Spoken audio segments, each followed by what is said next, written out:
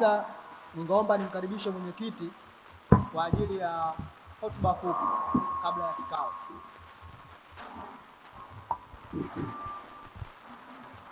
Bwana Yesu asifiwe. Asalamu alaykum. Asanteni kwa kuitikia wito wa kuja kwenye mkutano mkuu wa leo tarehe 12 mwezi wa 7 2026. Mkutano mkuu tunaita kwa mujibu wa katiba, ambao tuna mikutano mikuu miwili, Januari na mwezi wa 6. Leo hapa hatutaki kukaa sana, tunajadili mambo yetu haraka haraka, tunaondoka tuwai vikoba vingine huko majumbani kwetu. Leo hatutaki kupoteza muda kwa sababu kuna watu wengine bado wako njiani wanakuja, watatukuta tunaendelea na mjadala. Sasa kwa haraka haraka, mkutano mkuu uliopita tulikaa mwezi wa 2 mwaka huu na leo ni mwezi wa 7. Kwa hiyo nampatia katibu aweze kutuongozea ajenda ambazo tuko nazo hapa ili tuweze kumaliza mkutano wetu mapema. Katibu. Kwa leo sisi tuna masuala machache ya kujadili. Ajenda naomba nitaje. Ya kwanza tutajadili kindani kuhusu swala la ugonjwa. Alafu pili tutafikia tu kidogo swala la sherehe yetu ya mwaka. Tatu ni swala la t-shirt za FA. Alafu yatakuwa na mingineyo. Kwa hiyo kumekuwa kuna mijadala tofauti kuhusu masuala hayo ndio yataja. Kwa hivyo ningeomba tuanze na swala la ugonjwa. Swala la ugonjwa kumekuwa kuna migongano ya kauli kutoka kwa wanachama. Wamekuwa wakisema kama kamati ya shida na raha ndio imepewa mamlaka ya kuhodhi au kujua yupi achangiwe, yupi atakiwe kuchangiwa kwenye swala la ugonjwa, ikiwa wao sio matabibu au hivyo. Kwa hiyo ili swala ili mradi likae sawa sawa, inabidi tujadili kiundani. Sisi katiba yetu tulisema kwamba ugonjwa mkubwa. Sasa tujaribu kuchambua mtu akilazwa kwa ugonjwa gani na gani, au akikaa muda gani, tupunguze tuongeze, ili mradi isionekane kwamba inabezi kwa watu fulani wanapata fao kutokana na ugonjwa lakini wengine hawapati. Kwa hivyo ningeomba nikaribishe mawazo kutoka kwa wanachama kuhusu swala hilo la ugonjwa. Bwana Nicholas Mwangwa, yeye amepata udhuru kwa hataweza kufika, lakini ametoa mawazo yake kuhusu swala la ugonjwa. Anasema na nukuu alichoandika: ni maoni yangu kuwa swala la kuhudumia wagonjwa tuliangalie upya.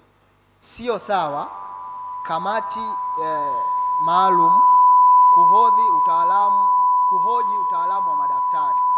Mtu analazwa zaidi ya siku 5 lakini bado hapati huduma yoyote kutoka kwa umoja, kisa kamati haijaridhika na ugonjwa.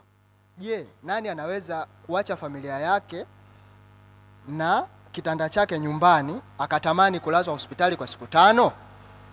Akasema tukumbuke kuwa wana umoja wengi hawana bima ya afya kutoka kazini kwao. Ili ni wazo la Bwana Nicholas Mwangwa, lakini yako mengi sana ambayo yanafanana kama haya. Wanachama wengi kabla ya kikao hiki walikuwa wakiongea hivi.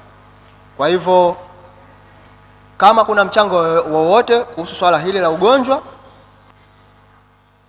mnakaribishwa.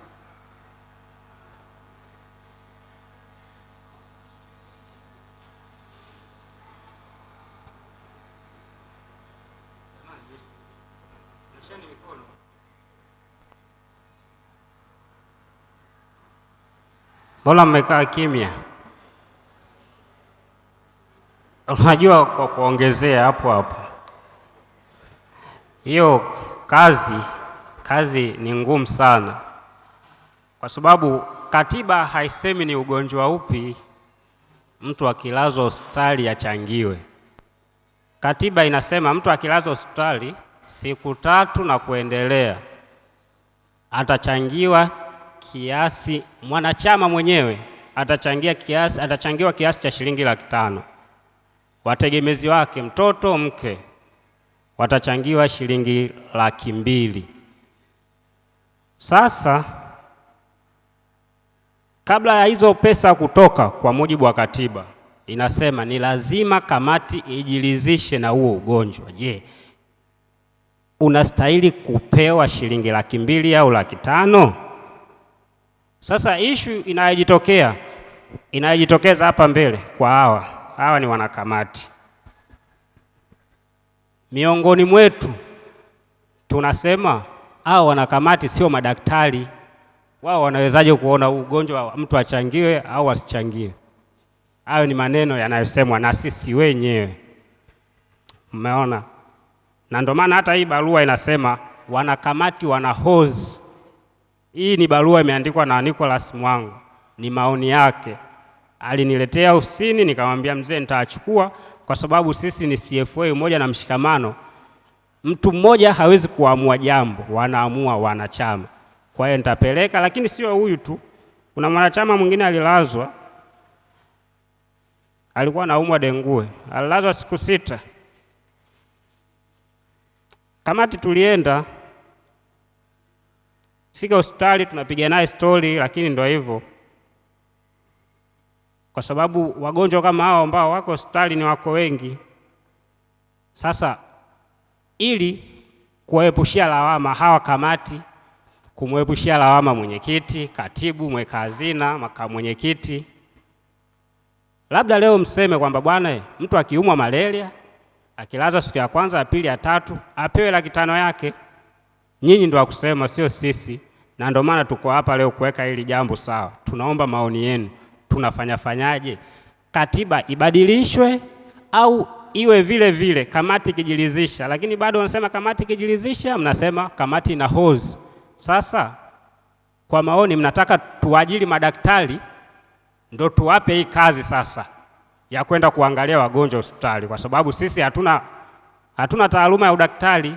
Tunaenda tu kumuona mgonjwa, tunarudi. Mgonjwa tunapiga naye story, bwana, haya ni malaria tu, ugonjwa wako kwa mujibu wa katiba sio ugonjwa mkubwa ambaoni. Lakini sasa inaonekana tuna hozi sisi. Yaani sisi sio madaktari, lakini tunatoa maamuzi ya madaktari. Sasa labda mna mfuko mkubwa, mwajiri madaktari, sasa wao wanaenda kutembelea wagonjwa. Tunaomba maoni yenu kuhusu hili. Kweli kama kamati inaweza ikahoji, ikanifuata, mchungaji, unaumwa nini? Kwa nini unaumwa? Unaweza ukailaumu kamati. Lakini kwa jinsi tunavyoumwa, sisi sote ni binadamu. Na hata hicho kiwango tulichokiweka sio kwamba kinamaliza tatizo la ugonjwa. Mimi nadhani ni kukupunguzia makali kwa ile hali ulionayo kwa muda huo ambao unapitia. Sasa kamati, nadhani kuna zoni kwanza. Faida ya zoni ni hiyo kwamba nitaweza kuwasiliana hata na kiongozi wa zoni ambaye inaweza, tulivyotengeneza zoni maana yake ni ukaribu ili tuweze kuwasiliana. Sasa mpaka kiongozi wangu wa zoni anafikisha kwenye kamati tendaji na ile kamati husika, nadhani taarifa zitakuwa zimeshajishibisha. Kwa maana kwamba mimi mchungaji naumwa kweli, na nimepiga simu kwa mwenyekiti wangu wa zoni Shukuru, amenipokea, nikamweleza nimelazwa hospitali fulani. Mwenyekiti wa zoni, kwa sababu ya ile zoni ni rahisi kuweza kunitrace mimi na kuniona eneo la tukio. Sasa kama nimelazwa pale, hii inarahisisha hata ile kamati ya shida na raha, kwa sababu itakuwa imeshapata taarifa kutoka kwa mwenyekiti wangu wa zoni au kiongozi yeyote wa zoni na kuwaelekeza kwamba mchungaji amelazwa hospitali ya Temeke kwa matatizo haya na haya. Sasa kamati ile inahusika isije kahoji zaidi pale, labda ndio tatizo la huyo mjumbe aliyeweza kuleta hiyo. Inaonekana kamati yetu limesa plab. Kwa nini unaumwa? Na umeumwa kwa nini? Hapana. Mimi nadhani taarifa zifike kwamba mimi siwezi nikatoka nyumbani nikajikimbiza Temeke Hospital, nikamwambia nipeni kitanda, mimi mchungaji naumwa. Haiwezekani. Nadhani ni swala la kitaalamu, dokta ameona situation yangu. Wewe unaweza ukaja pale kaona nacheka, labda ndio maumbile yangu mimi hata nikiumwa utaona utabasamu langu, na kama nikinuna kabisa wenda ndio nakufa sasa. Umeona? Kwa hiyo nitawachangamkieni sasa, usije ukahoji mgonjwa mwenyewe mbona anacheka, tumempelekea machungwa anakula kama anahama. Hapana. Mimi nadhani tukubaliane na zile siku ameshalazwa. Katiba yetu inasema siku 3 na kuendelea, basi itoke ile hela apewe yule na ugonjwa unapungua na unaisha kabisa. Tusianze question kabisa. Lakini kamati ina haki ya kufanya kazi yake, isimuumize mgonjwa kwa kumuuliza maswali magumu ambayo ndio yanapelekea hiyo. Yangu ni hayo, asante.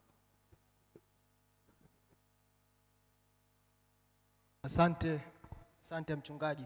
Mwingine anakaribishwa. Habari za size jamani. Mwenyekiti samani.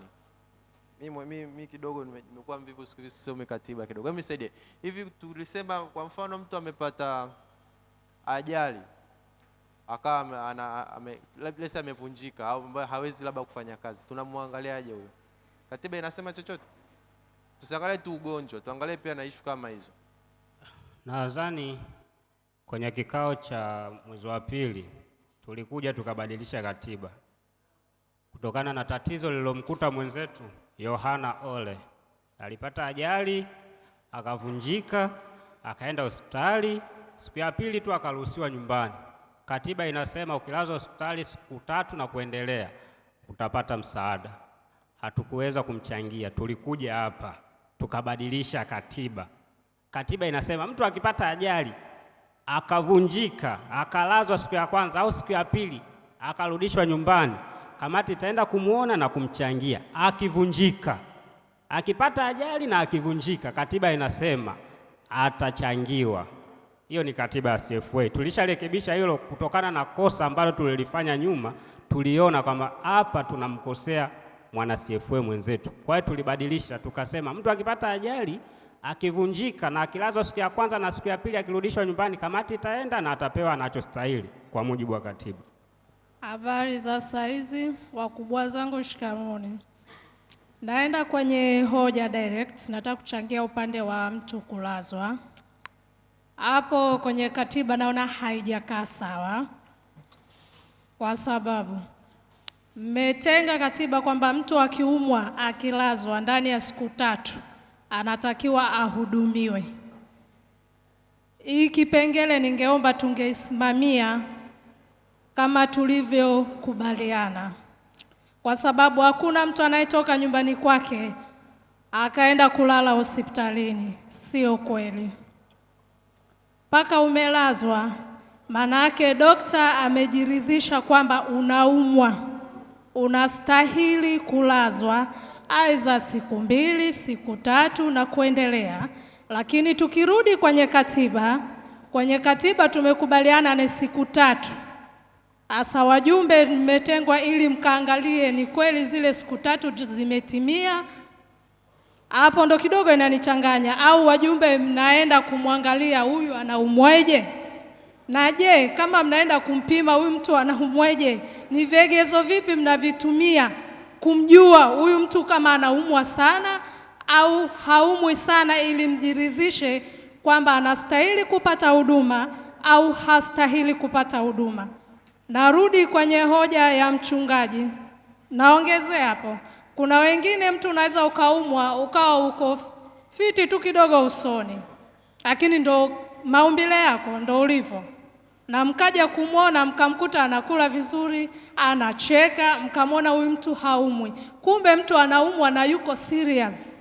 Ningeomba au ningetoa ushauri kwamba kama tulikubaliana ni siku 3, naombeni tusimame kwenye siku 3. Umelazwa siku 3, ndani ya siku 3 tumethibitisha ni kweli unaumwa, umelazwa siku 3, huduma apewe. Hakuna mtu ambaye hospitali inampendeza atoke hapo aende, atoke kwake, acha mazingira nyumbani kwake aende akalale hospitali. Sio kweli. Mimi ushauri wangu ni huo. Asanteni. Habarini za mchana tena. Mimi naomba, nilikuwa na wazo au nilikuwa nataka tuangalie kama inaweza katusaidia. Kwenye swala la ugonjwa ni kazi ngumu sana kumjaji mtu. Halafu katika kwenye swala la ugonjwa inaweza ikawa kwa huyu natenda haki, kwa huyu hautendi haki. Naomba tuwape viongozi mtihani mmoja. Watusaidie kuangalia shirika gani la bima tunaweza tukalipata. Tukaangalia unaweza kukuta mtu mmoja kukata labda na wategemezi watatu ni 200,000 kwa mwaka. Itibeta tukakatua bima wote, manake ukiumwa bima ndio inakubeba wewe. Manake ukata bima inabeba watu watatu, inabeba watu 5 kwa mtu mmoja. Shirika tukaangalia inakata bima gani kwa mwaka, labda unakuta 200,000. Tukikata wote 200,000 hatutorudi hapa kuja kusema mimi nimeumwa mjaja kuniona, kamati haja kuniona hospitali. La kwanza kwa changia hilo. Asante. Habari za saizi. Kwenye upande wa bima au wenzangu waliozungumza hapo mbeleni na waunga mkono wote. Ila mimi na swali moja tu kwenye hili swala la ugonjwa. Ikitokea mimi nimeumwa, mwanachama katika harakati ya kuumwa, mnajua kuna mambo mengi, nikaghafilika, nimekaa labda almost siku 3 ama siku 5, nikaghafilika kutokusema, nakuja kukumbuka mbona sijatoa taarifa, nimeshatoka. Je, katiba yetu nasemaje kwenye swala hilo? Asante. Mwanachama hapo ulotoka kuuliza swali, cha kwanza kabisa kinachoendesha umoja ni taarifa. So umoja chochote kile huwa ni taarifa. Kwa kitu taarifa ndo ambacho kinatakiwa kizingatiwe. Yaani tukiongelea labda kwa kazi zetu hizi, itokee deadline ni leo saa 7 mchana ya kutuma loading list, alafu loading list ukatuma kesho, ukasema nimejisahau, actually shipping line itakwambia omba extension. Yaani hivyo yani. Au utaambia bwana hii nenda kwenye meli nyingine kwa sababu umechelewa deadline. Kwa hiyo kuna muda, kuna taarifa. Kwa hiyo kitu taarifa ni muhimu. Yaani assume mfano ilikuwa hapa tuongee chochote, alafu tunasema tu kwamba Beni anaumwa, tutampa wanachama nyinyi mpati taarifa yoyote. Anaumwa tutampa stake yake. Sijui kuna kitu cha kujadili, wanachama waambiwi chochote, tunaongea mimi na Beni peke yetu basi. Hemu assume hivyo vitu vingekuaje. Kwa hiyo kitu taarifa ndio kitu namba 1. Wewe hata mtu wako wa karibu ambaye pengine labda hayupo katika umoja wetu, mpe hiyo taarifa kabisa, umwambie mimi nikiumwa kuna sehemu lazima taarifa ifike kwa sababu ya 1, 2, 3. Pili, tafuta mtu kwenye zoni yako ambaye pengine mimi naweza kusema dhumuni la huu umoja sio kwamba tu kuwa hapa tu, yani kwamba yametokea matatizo au vipi. Tutengeneze urafiki wa kuwa tuna ball pamoja. Mimi nakaa Kinondoni, niko na mwanangu Mshukuru. Siku moja tutakutana sehemu, tunapiga story hivi na hivi, yani kujuliana hali. Na ndio maana pia hizi zoni zikawepo kwamba mjuane. Sio zoni zipo tu ili mradi kwamba tunatakiwa taarifa zienee kwa sisi. Beni kuna vitu anavijua vya wanachama mmoja ambaye pengine ndo rafiki zake nani ndio hivyo. Kwa hiyo ndugu yangu, napenda kujibu kwamba taarifa ndo kitu cha kwanza. Kama hujatoa taarifa, basi kama ulivyosahau kutoa taarifa, maana yake tena sahau kupata stahiki. Kitu cha kwanza ni taarifa. Kuna mazingira fulani pengine anaweza kumfanya mtu asiweze kutoa taarifa mapema, labda tunaweza tukajua labda amefiwa, amechanganyikiwa, mtu wa karibu nini. Lakini ndio hiyo tunaoongea, hiyo seko inabidi iwepo, hiyo seko ya kusema tunawasiliana, seko ya kusema tunajuana kwamba Beni amefiwa au Shaibu amefiwa. Maana yake kuna watu watakuwa wanajua, mimi siwezi kutoa taarifa moja kwa moja, lakini pengine Beni anajua direct, bana katibu wangu amefiwa. Kwa hiyo hivyo ndio tunahitaji tuwe na huo muunganiko, na ndo kitakachotusaidia kufika mbali sana. Sijui itakuwa nimekujibu ndugu yangu au unahitaji nyongeza?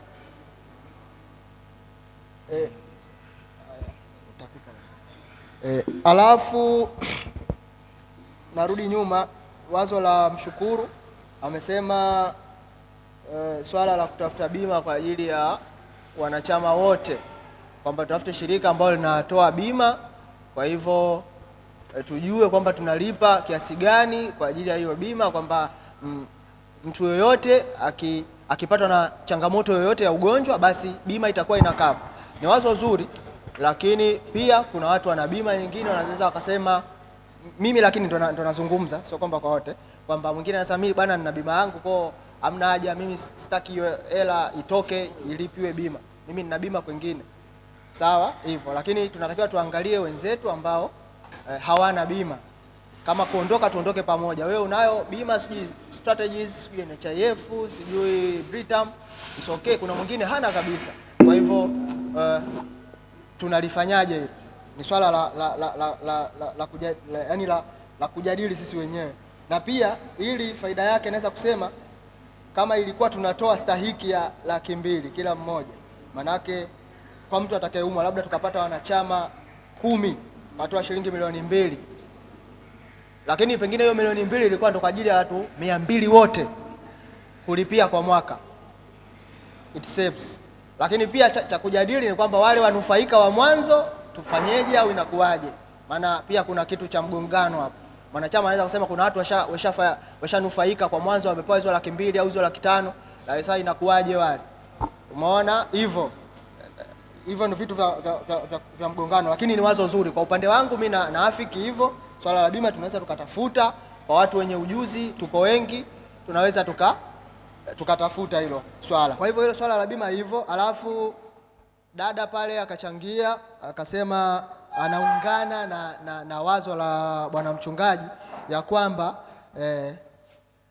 zikifika hizo siku 3 za mgonjwa kulazwa basi apate stahiki yake, kama ni yeye ama mwanaye, mtu anayemhusu, manake pate hiyo 200,000 au 500,000 zikifika hizo siku 3 basi. Na kamati inatakiwa ithibitishe kwamba mgonjwa alilazwa ndani ya siku hizo 3 tu, sio swala la kuuliza ugonjwa gani, imekuwaje au vipi, ana hali gani kwa wakati huo. Ni ithibati tu ndio ambayo inahitajika, kwamba sisi kama kamati tumethibitisha kwa nyaraka ya hospitali fulani kwamba mgonjwa Shaibu Ali amelazwa kwa siku 3. Kwa baada ya hapo kamati italeta kwa uongozi kwamba bwana huyu mtu kweli amelazwa kwa siku 3 kwa uthibitisho wa nyaraka zake hizi, kwa hiyo proceedini na swala la stahiki yake. Kwa hivyo hiyo ndio pointi ya mashiko, kwamba kamati isihusike na chengine isipokuwa ithibati tu ya mtu kulazwa siku 3, kama itakuwa nimeleka vibaya au nimeleka sawa. Kwa hivyo ni hayo. Sasa kama kuna mwingine ana wazo tofauti na hilo, anakaribishwa.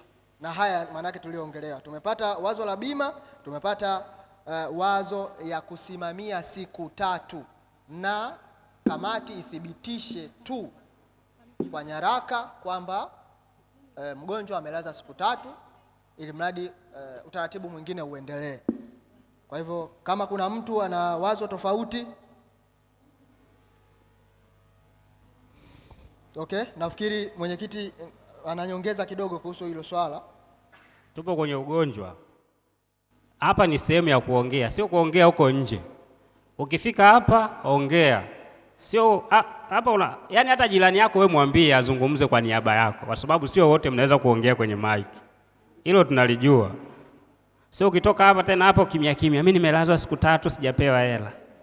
Mwenyekiti mbaya yule. Tuzungumze. Na mimi labda niongeze tu, nasema twende chap kulingana na muda. Kwenye katiba yetu tuliweka hiyo matukio ya huzuni, endapo mwanachama ataugua ugonjwa mkubwa yeye mwenyewe na ugonjwa wake ukamlazimu kwenda hospitali na kulazwa zaidi ya siku 3 mpaka siku 7, umoja utatoa pesa kiasi cha shilingi 500,000 mwanachama.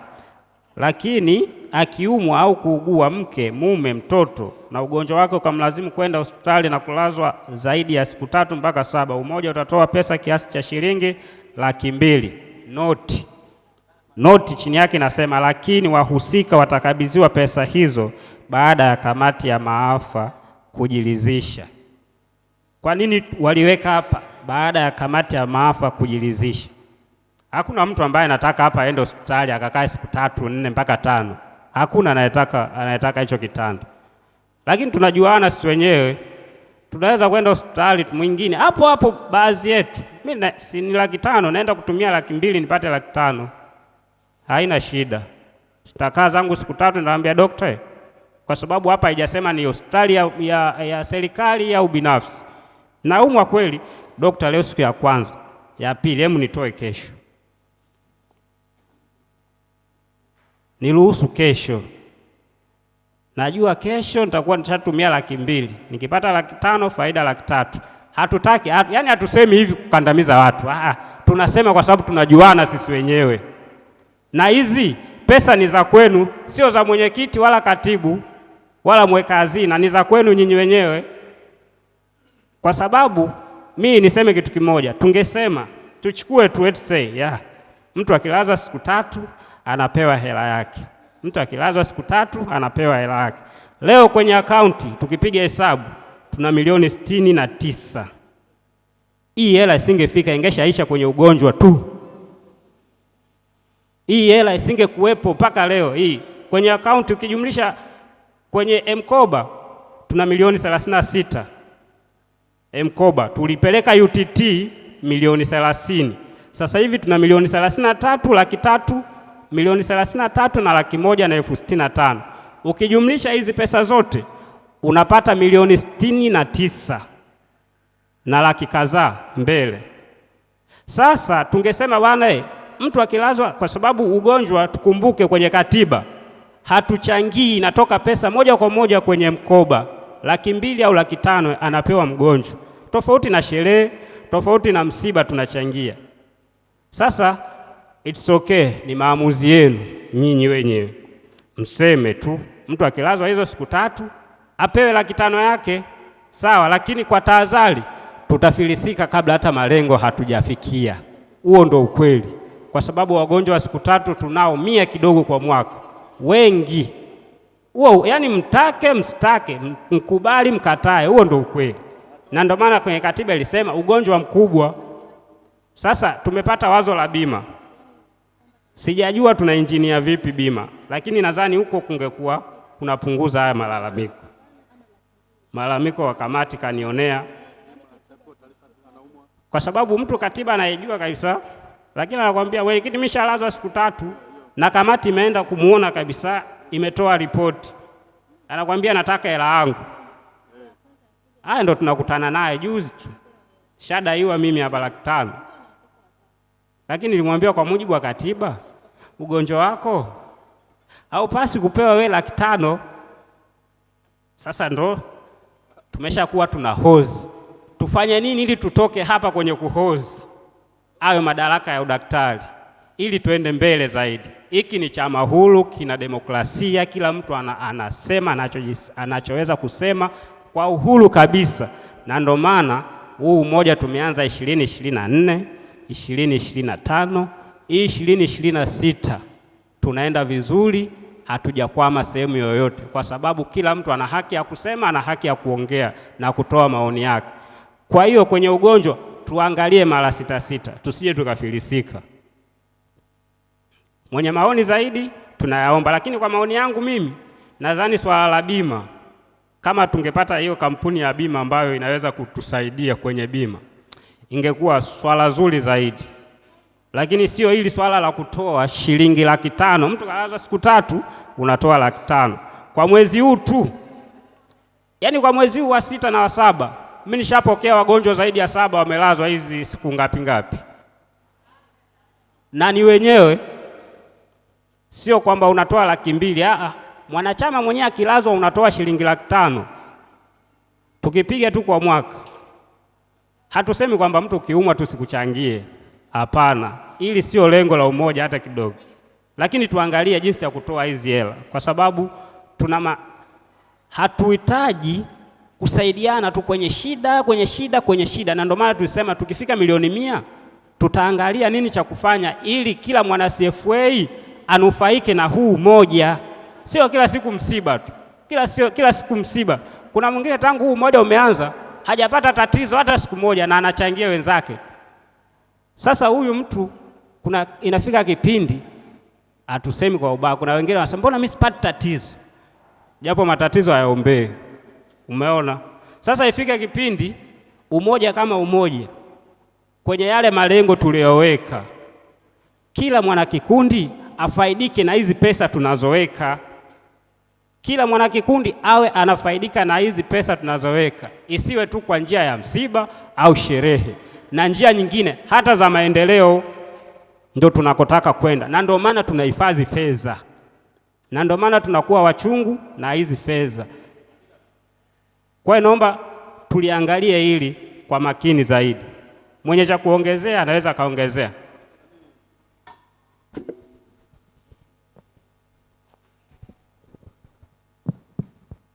Habari za saizi. Salama. Mimi nilikuwa napenda kuuliza kitu kimoja kwanza kabla sijaenda mbele. Ni kwamba mtu akiumwa hiyo siku 3 ndo anaweza akaja akachangiwa. Je, tumejiwekea kwamba mtu anaweza kaumwa mara 2 mara 3 na ugonjwa serious. Je, hii inakuwaje? Tutakuwa tunampa kila atakapopata au ni kwa mara moja inatosha au vipi? Maana mtu anaweza akasema akapata ugonjwa akachangiwa, baada hapo tena akaja kaumwa tena.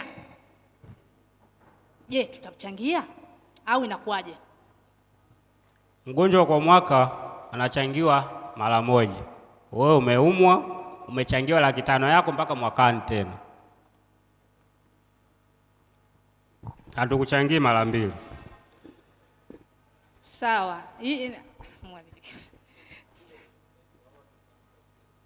Eti mwenyekiti, kuna mtu anauliza katiba ili inasema. Tulishalizungumza hapa tulishalizungumzia na tunaenda kuliweka kwenye katiba. Mimi ningependa labda baada sio mwaka mmoja, at least hata 2, kwa sababu mwingine ndo kama hivyo ulivyosema la kwanza, mwingine anachukua kama advantage ya ile ya kupata ile hela. Uko sawa, lakini kwa by mwaka nadhani itakuwa vizuri zaidi madam. Yaani mwaka mpaka mwaka. Tuweke tu hivi, tusibanane sana, hali zetu tunajuana. Sawa. Na kwenye kuhusu bima wengine maofisi yanatulipia bima, mfano tuna bima za ofisi, tuna bima za kwenye mavikundi vingine. Hasa ikizidi bima wengine ndio kwa itumiki.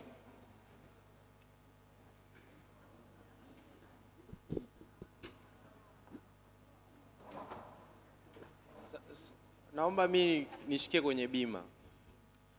Sio mbaya tukiwa kama wana kikundi tukawa tuna bima yetu wenyewe kwenye swala la ugonjwa. Tutaondokana na hizi pressure za kusema mtu amelazwa mara 3 mara ngapi tumchangie. Bora tutafute bima ambayo itatutibu hapa hata na uzeeni, kwa sababu hichi kikundi nataka kisurvive. Na ni moja wapo ya kufaidi. Kama naweza nikalipa kila mwezi 10,000, nadhani hata bima za vikundi unaweza kulipa 24,000 kwa mwaka mmoja kwa mwana kikundi. Kwa hiyo it's better tukatafuta bima ambayo itatukava sisi. Tusiangalie leo tu, ambayo tutakaa nayo zaidi ya miaka 5 na kuendelea. Na kwenye masuala ya kwenye ugonjwa tutakuwa tumeondokana na hicho kipengele, kwamba tutasolve kwa style hiyo. Nadhani tushikilie bima, tuangalie bima ipi ambayo ni nzuri, ambayo tutaweza kupata kwa gharama nafuu na pia tutatibiwa kwa magonjwa mengi zaidi.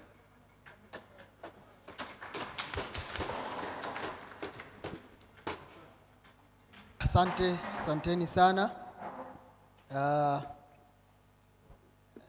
Napenda kuweka Shaibu, mkazo. kuna mmoja huku.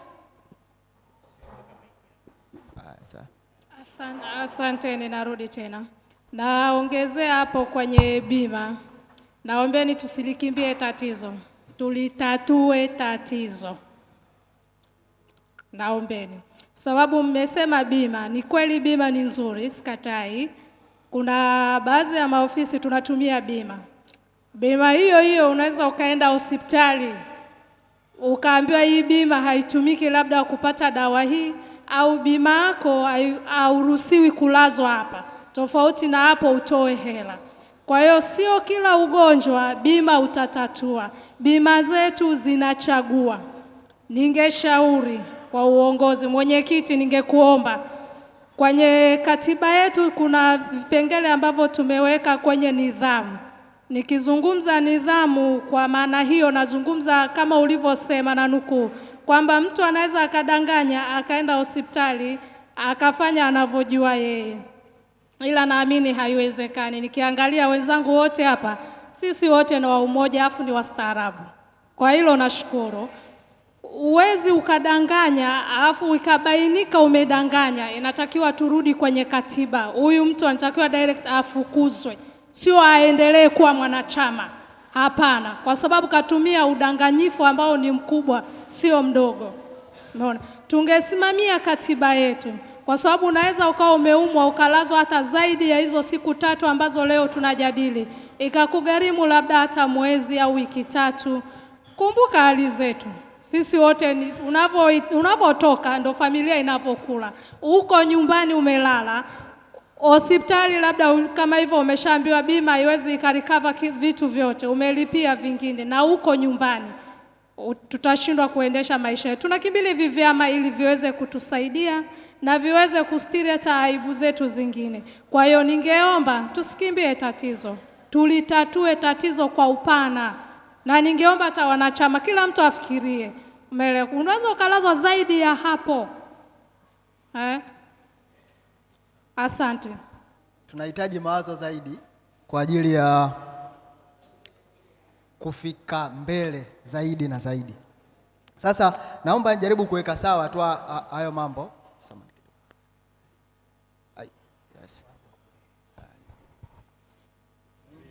Mimi naona hilo swala litatupeleka mbali sana na umoja wetu unaweza ukafa, kwa sababu swala la ugonjwa ni swala pana sana.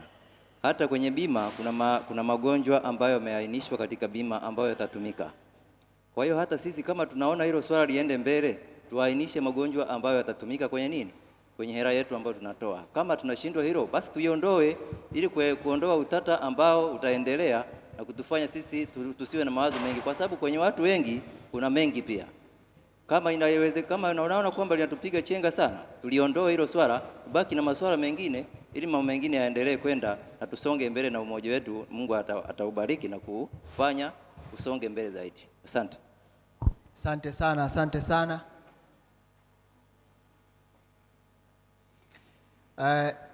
Naomba niweke sawa pia kwenye swala hilo.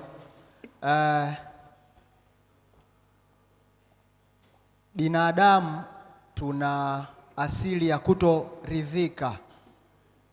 Yaani hivyo Mungu ndo alivyotuumba. Yaani huo ndo uhalisia. Kwa hiyo wachache sana ambao wanaridhika. Yaani na kuridhika kwenyewe ndo hivyo, inakuwa pia kwa asilimia ndogo. Sasa swala la umoja kutoa stahiki ya shilingi 200,000 au shilingi 500,000 vile vile haitoshi kwa mwingine. Sio kwamba hiyo 500,000 itatoka alafu ndo utamaliza. Hapana. Hiyo 200,000 itatoka ndo utamaliza. Hapana. Hiyo 1,000,000 pale unapofiwa haiwezi kabisa kukava ulichopoteza. Sio kwamba tunafanya hivi vitu kwa 100%, yani kwamba tuweze kutibu kabisa, kumaliza kabisa. Hapana, haiwezekani. Na huo ndo uhalisia. Hata hiyo 200,000, hata hiyo 500,000, hata 1,000,000 kuna wakati haitoshi. Kwa hivyo tunatafuta tu njia ambazo zitatupunguzia gharama, na kwenye utatuzi wetu at least utabalansi mzani. Kazi ya kuweka sawa mambo yote ni ya Mungu. Sisi hatuwezi, ila tuna push kwenye asilimia zetu ambazo zitaleta usawa kwetu. Kwa hivyo swala la bima, uende hata bima gani, hata ukisema Britam, sijui ukisema nitatibiwa Aga Khan wapi, lakini itafika hatua utaambiwa sasa hapa ushatumia kiasi kikubwa, inabidi utop up. kwa sababu inategemea na nini unaumwa na nini kinafanyika, yaani haijalishi. Kwa watu wa bima pia wao wako kwa ajili ya biashara, wanataka pesa. Kwa hiyo pesa yao ikitumika kiasi kwamba una drain ule mfuko, basi utaambiwa hapa sasa hapana hapa. Kwa hiyo swala la bima lipo, lakini haliwezi kukava vyote, na pia swala la stahiki kutoka kwenye mfuko wetu lipo, lakini haliwezi kukidhi vyote. Kwamba mimi nitakupa 500,000 leo, wewe umelazwa, unatakiwa ufanyiwe dialysis mfano. Dialysis unaambiwa kwa wiki uende mara 2, mara moja 600,000. Nakupa mimi 500,000, labda ndo hali yako haiko sawa, ukalazwa pale wiki, tutakupa 500,000.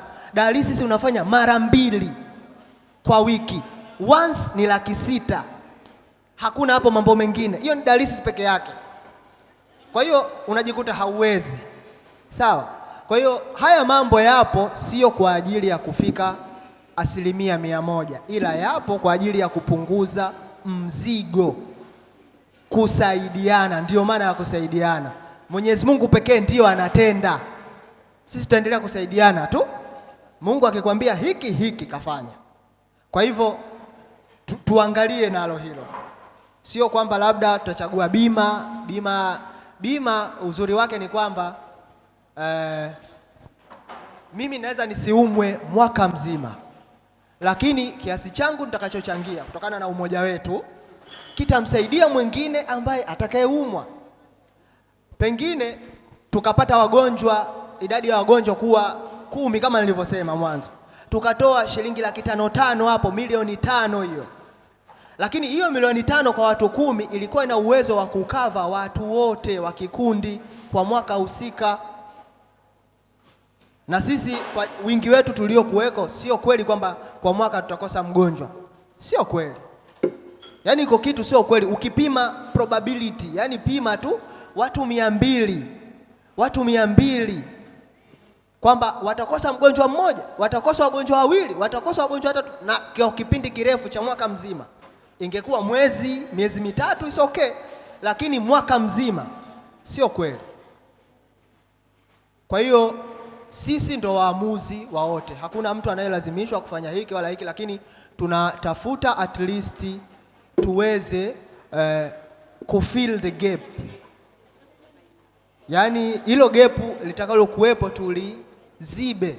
Basi tunaweza tusizibe moja kwa moja, ila tukaliziba tu kidogo basi. Kwa hiyo mawazo hayo sisi ndo wa kuyapigia kura. Swala la kwanza naona ndo limeongelewa sana, kwamba siku 3 mgonjwa akilazwa stahiki yake atapewa baada ya kamati kujiridhisha au kuthibitisha. Hilo ndo swala la kwanza. La pili, swala la bima, tupeane wasaa, tunakubaliana kwamba swala la bima kamati na sisi kiujumla kama wana CFA tulifanyie tafiti na kutafuta mashirika yanayoweza kutoa bima, au tuachane nalo tuendelee na utaratibu wetu wa kawaida. Aisha.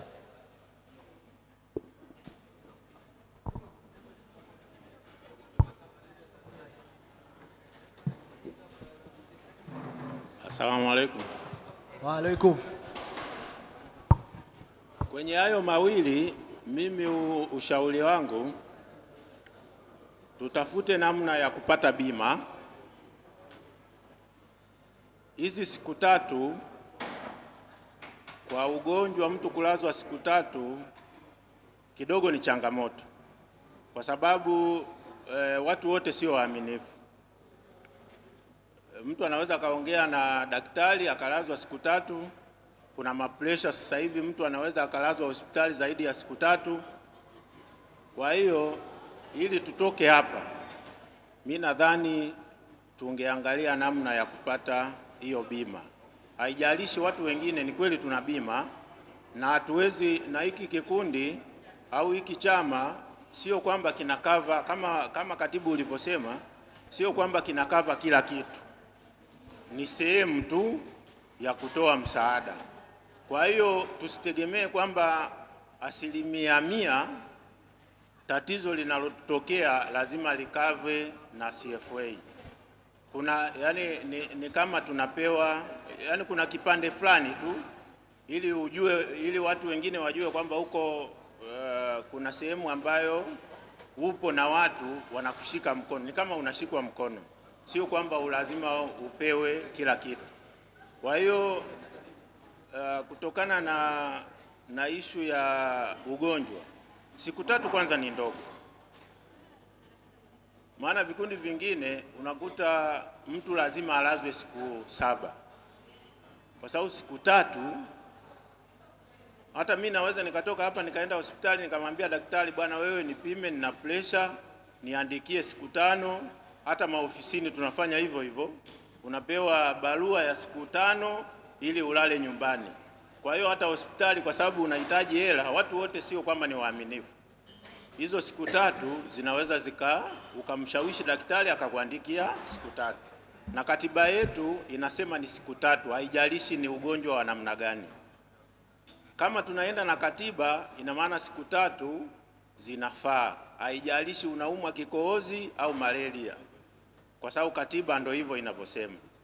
Lakini kwa siku 3 kwa ugonjwa, vikundi vingi ambavyo nadhani wengi tuko kwenye vikundi vingi, siku 3 kwa ugonjwa kusema kweli ni ndogo sana.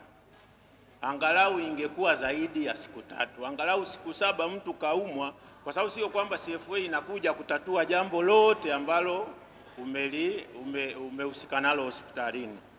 Kwa hiyo siku 3 ni ndogo. Ili tuondoke na ishu ya siku 3, nadhani tungetafuta namna ya kupata bima. Haijalishi tuna bima maofisini, tuna bima wapi, wake zetu au waume zetu wana bima ambazo zinatukava sisi, lakini ili tuondoe hiyo changamoto, ni bora tungetafuta bima.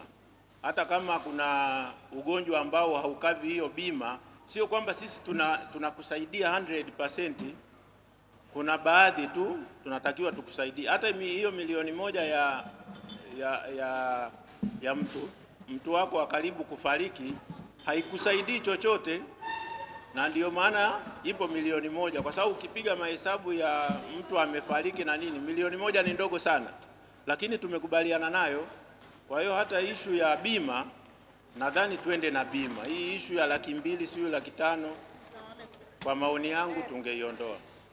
Asante sana mjumbe. Wazo la kaka yangu pale pia sikulisahau. Alitoa wazo akasema tufanye amendment kwenye katiba ya kusema tunaainisha ugonjwa gani na gani stahiki ndio itatoka kwa ajili ya huo ugonjwa, au tuliondoe hili swala la ugonjwa katika katiba yetu lisiwepo. Kakangu pale alisema. Kwa hiyo kwa kujalizia hilo, kwenye kipengele cha ugonjwa tuna mawazo mawili la kuongeza kwenye katiba yetu. Tusiseme tu ugonjwa mkubwa, tuseme ugonjwa kisukari, pressure, nini na nini. Hivi ndo mtu atastahiki kupewa hiyo stahiki ya 200,000 au 500,000. Au kaka alivyosema nyongeza yake kwamba tuongezee siku, zisiwe siku 3, ziwe siku 7 kwa mawazo yake. Unasema mpe maiki Maisha. Kwa nyongeza hapo, swala la kutaja ugonjwa wa mtu, kuna mtu mwingine anaumwa ugonjwa hataki ujulikane.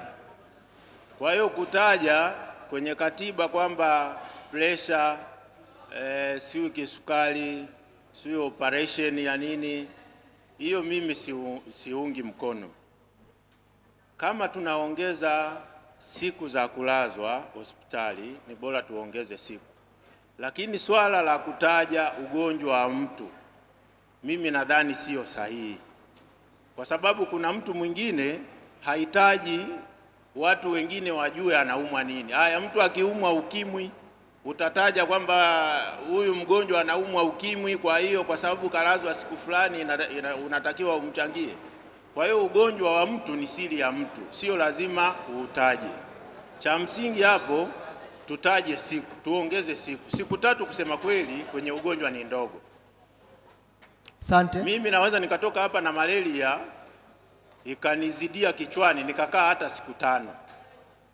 Lakini siku 3 ni ndogo. Na kutaja ugonjwa wa mtu sio vizuri. Kwa hiyo tuangalie. Mimi nadhani kwenye siku za ugonjwa, kwenye ugonjwa tungetoka. Kama inawezekana tufuatilie kuhusiana na bima ili tuende sawa. Asante sana kwa mawazo. Tunahitaji midahalo ambayo ina uwezo wa kuendelea na tunajenga. Hapa hatupo hapa kwa ajili ya kunufaisha Beni mwingine na mwingine, ile isipokuwa wote. Kwa hivyo wazo ndo hilo, tuongeze siku kutoka siku 3 kwenda siku 7. Tunachukua wazo, tuondoe swala la ugonjwa. Wazo, tutafute bima. Vitu vitatu tushavipata hivyo.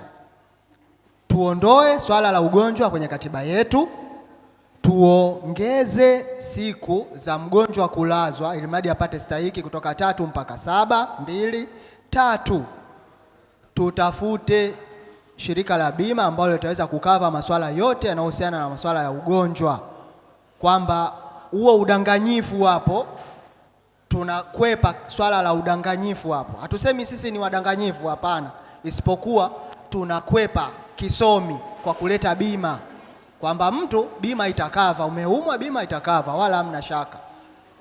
Kwa hiyo kuna mawazo mengine, nimeona mkono kwa mchungaji, nimeona mkono kwa ndugu yangu. Unakaribishwa. Asante. Habari za saizi? Binafsi namshukuru Mungu kuwepo mahali hapa tena siku ya leo. Kwenye swala la udanganyifu, nadhani sio kitu kizuri, kwa sababu kama mimi nakumbuka ilikuwa tarehe 26 mwezi wa 6 nilipata ajali pale maeneo ya gate namba 4, lakini nilipopeleka hospitalini pale wakaniambia hujavunjika, upo salama, isipokuwa umepata maumivu makali sana. Kwa hiyo nilikaa pale zaidi ya masaa kama 7 hivi mpaka 8, maana tangia saa 4 asubuhi mpaka saa 11, saa 12 nikaruhusiwa kwenda nyumbani. Bahati mbaya nilisahau kumjulisha mtoto wa umoja wetu kwa sababu ya jinsi ambavyo nilikuwa najisikia, lakini nilipewa mapumziko ya siku 4 nyumbani. Sasa mfano kwa maana kama mtu ni muongo, ujaribu kuingiza kwamba kwa kuwa nimepewa mapumziko ya siku 4 nyumbani na nilipewa kile cheti cha mapumziko, nijaribu kukipenyeza kukiingiza katika mfumo wa umoja huu, nidanganye kwamba mimi nilazwa siku 3 hospitali, kitu ambacho ni watasema kama ni nidhamu ndogo katika umoja huu.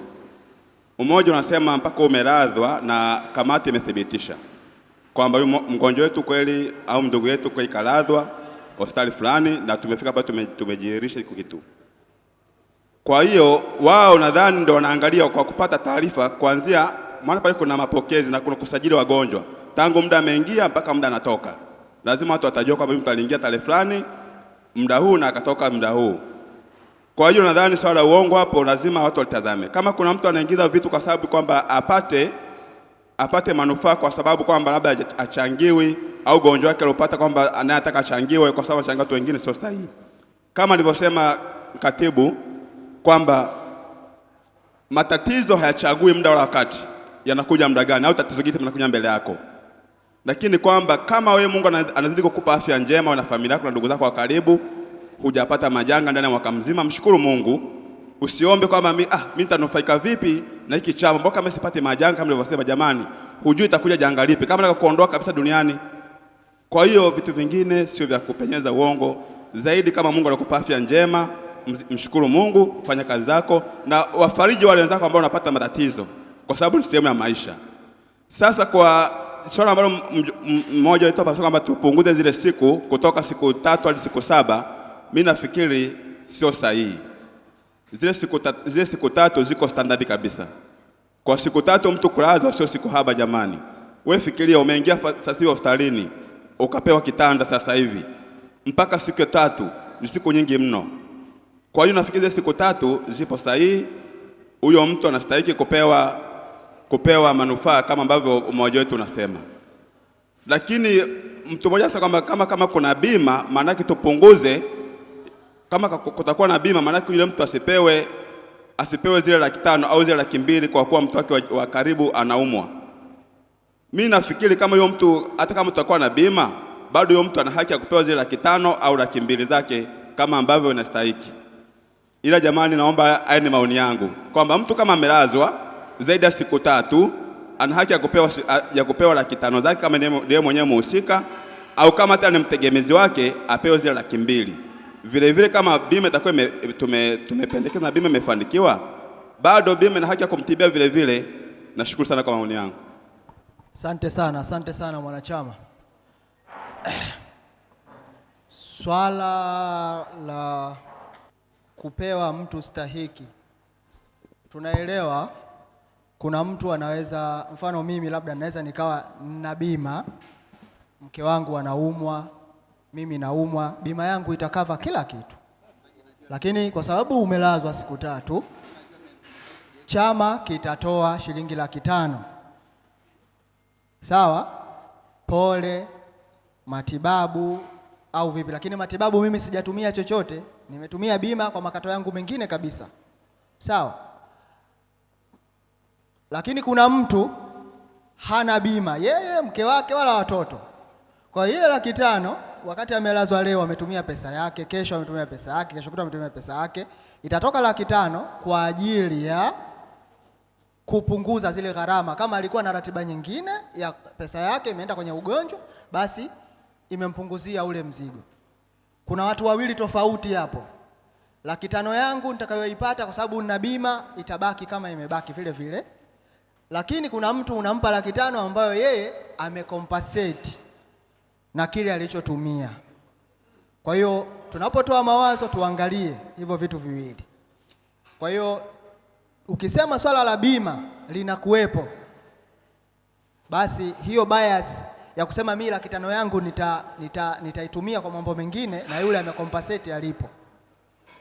Sijui tumeelewana kwamba pesa iliyotoka tumekubaliana wote kwa moyo wangu mmoja, hata mimi ambaye ofisi yangu inanilipia bima, pesa yangu iingie pia kwa ajili ya kunufaisha wanachama wenzangu. Sijui tumeelewana. Kwa hiyo wewe unaweza ukawa na bima, umelazwa siku 3, tunakupa 500,000. Haitumiki kokote, utasema utaitumia kwa masuala mengine, maana yake ni unufaikaji, sawa? It's okay. Ndio kwa sababu katiba inasema hivyo. Lakini kuna mtu hana bima ambaye pengine ametumia 700,000, milioni kwa siku hizo zote 3, unampunguzia tu ule mzigo. Sasa ili mradi huo usawa tuondoe, yani hapo kwa sababu hakuna usawa, basi tuweke bima ambayo at least hata mimi nitajifikiria sawa, kwa sababu si nakatwa huko tunakata katika michango yetu, hamna shida. Sijui tumeelewana hapo. Ila mtu unampa tena pesa alafu bima yake ina cover, au bima ya kikundi ina cover alafu tena upewe stahiki, inakuwa double handling tunaita.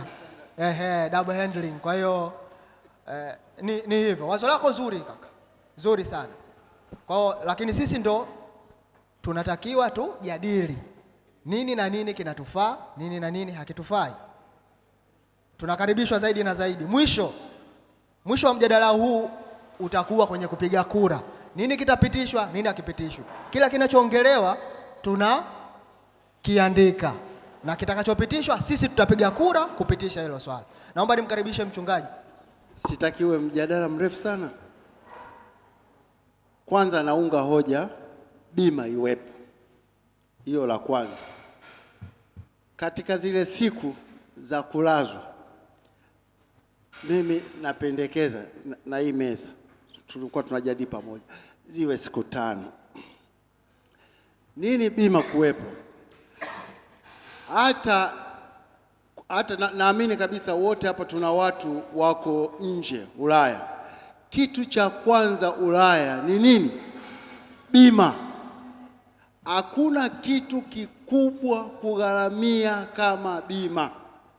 Na mtu yeyote atakwenda huko Ulaya kama hana bima, kwa sababu matibabu ni ghali sana.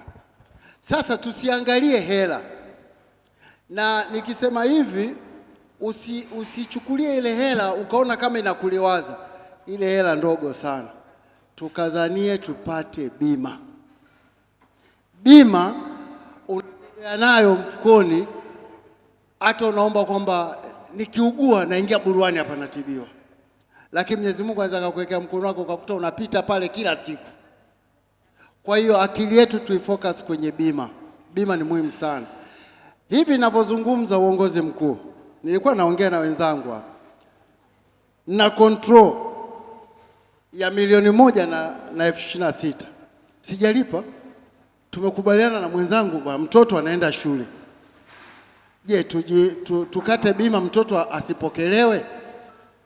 Kamati tendaji yangu ya nyumbani, sio hiyo ya kwenu, tukakubaliana mtoto aende shule. Hivi ninayo hapa, lakini naumia sana. Je, litapotokea lolote la kutokea? Lakini naamini Mungu atajalia. Kwa hiyo niwaombe ndugu zanguni, tufanye mpango tupate bima. Kwa kweli bima inakupa amani tele. Wewe utachokuwa unawaza ni nauli kama hospitali ni mbali. Kwa yangu ni hayo tu. Asante sana mchungaji. Naomba niweke tena sawa. Tukipitisha swala la bima, haijalishi utalazwa siku 8, 1, 20, 80, bima itakava siku wewe unaenda hospitali. That is the advantage.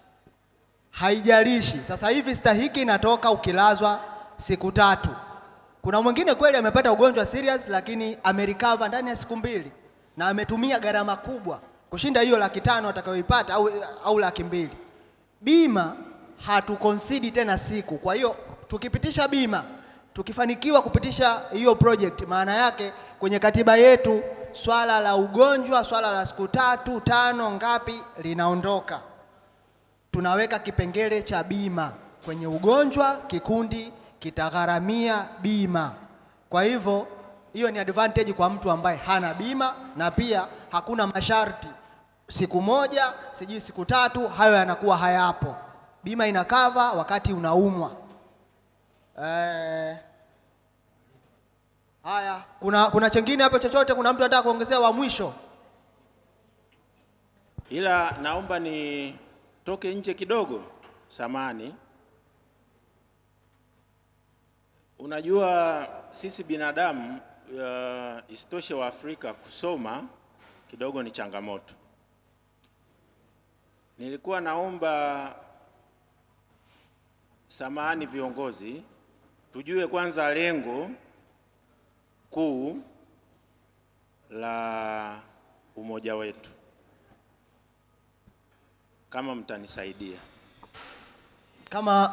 Kama tunavyosema CFA umoja na mshikamano, maana yake tunashikana kwa umoja wetu katika shida na raha. Shida, ugonjwa, kifo, yao ni majaliwa ya Mwenyezi Mungu pia, sawa. Sherehe, harusi, sawa, ni hayo. Sasa kwenye huo mshikamano wetu kuna vitu tunatakiwa tuviondoe kwenye katiba, na michango yetu jinsi inavyokwenda, unajua tunatoa shilingi 10,000 kila mwezi. 10,000 kila mwezi haihusiani na shida wala raha. Hiyo ni hela ambayo inaingia kwenye mfuko. Kuna kitu tunatakiwa tukibadilisha kwenye katiba yetu. Kwenye hiyo michango yetu ambayo tunaitoa, tusisubiri mtu akiumwa au mtu akifiwa au akafariki turudi tena kwa wanachama tuanze kuchangisha michango ili tumuhudumie mtu ambaye amefiwa. Kwa sababu hizi changamoto zote ambazo unaziona kuhusiana na mgonjwa kaumwa inabidi tuchange, tumpe sijui 500,000. Hiyo 500,000 inatoka wapi? Tunaichanga sisi au inatoka kwenye mfuko?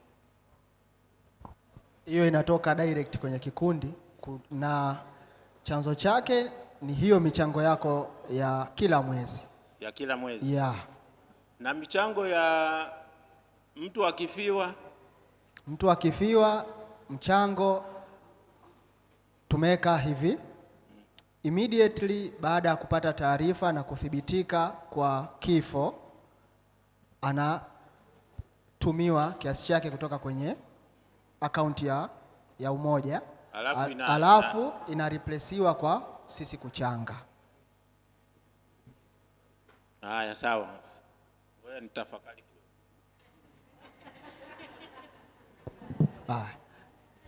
Ni hayo. Sasa naomba tumalize kwenye swala letu la ugonjwa kwa kupiga kura.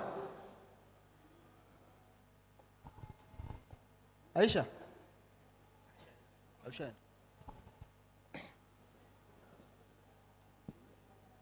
Asante, habari ya saizi? Salama. Mimi nataka kujua hapo kwenye bima hapo, kwa sababu sio wengine, baadhi ya kampuni ambazo tunazo tuna bima tayari. Sasa kuja kunikatia bima ingine, inakuwa kama natumia hela vibaya. Hapo nitakuwa na bima huku na huku na bima, inakuwa ni double hapo. Maono yangu ni hivi, hawa wanaopendekeza bima, hatukatai bima kwa sababu bima inachukua watu wengi. Kwa wapitie katika umoja wetu, kama wanahitaji bima wapewe chaji yao. Kama tunachanga pesa hii, wao wana extra chaji kwenye kikundi, tusiwakatalie sababu tunajua matibabu ni gharama. Ni hayo tu maoni yangu. Asante sana. Kuhusu swala lako nyuma kidogo nimelishaliongelea, lakini sisi umoja wetu umesajiliwa. Kwa hivyo umesajiliwa na kuna mkono. Asante sana. Nataka kuclarify jambo ambalo wajina wangu kauliza pale. Kuna bima za aina mbili, lazima tutofautishe.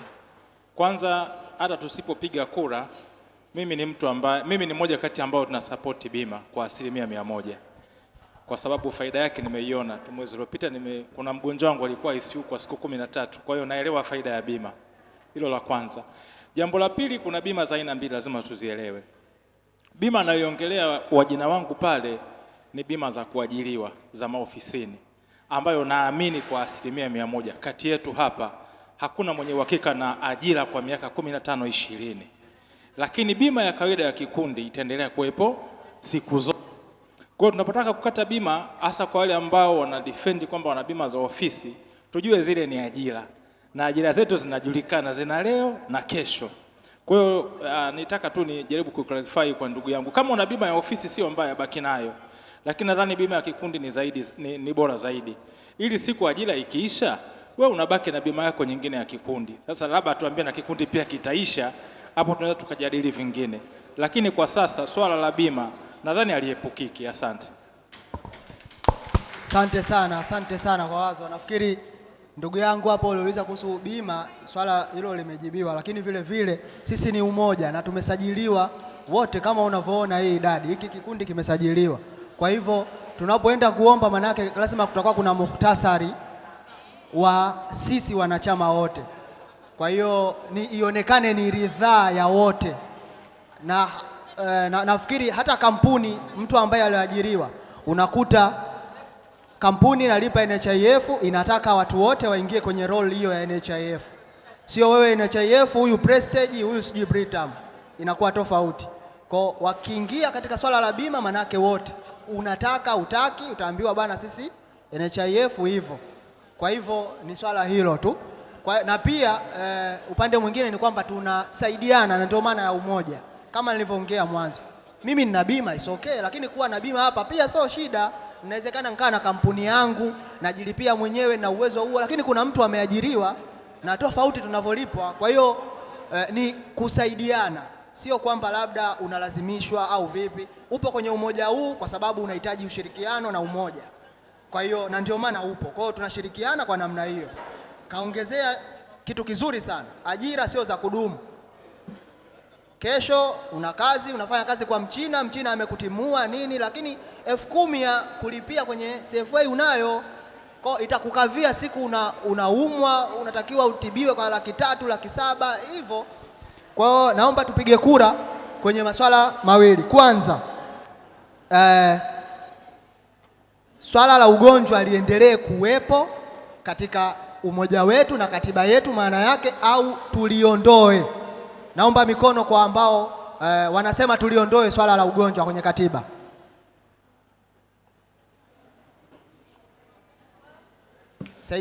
Nisaidie kuhesabu kura. Tumepata mkono mmoja. Haya, kwa ambao wanataka hapo hamna shida. Siwezi kupiga kura tena kwa sababu tayari kura moja kwa au hamtaki, mtakuwa hamtaki. Kwa ambao mnataka ugonjwa ubakie kwenye katiba. Haya. Ambao hawapo kote kote. Basi, kwa swala la ugonjwa linabaki kwenye katiba yetu. Cha pili, tuongeze siku za ugonjwa za kulazwa kwa mgonjwa ili mradi apate stahiki kutoka siku 3 mpaka 5 moja, na ya pili kutoka siku 3 mpaka 7. Kwa wanaosema siku 7, naomba mikono juu.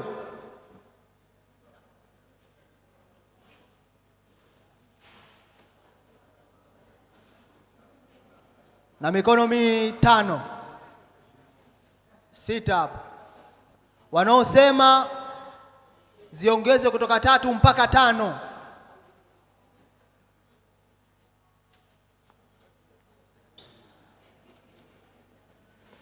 Na mikono mingi, maana yake siku 3 mpaka 5 ziongezwe. Sawa. Tumepitisha hilo. Siku 5 tunaongeza.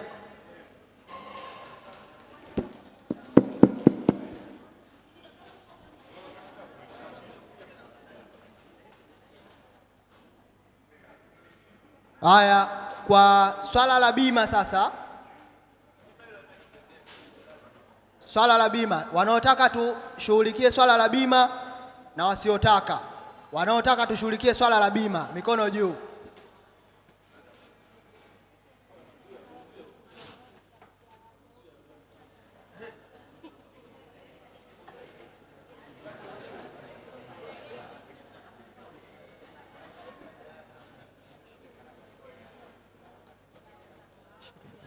Sawa.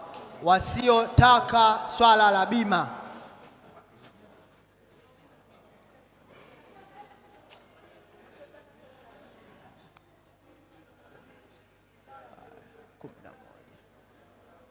wanaotaka swala la bima nimepata kura 29, wasiotaka nimepata mikono 12.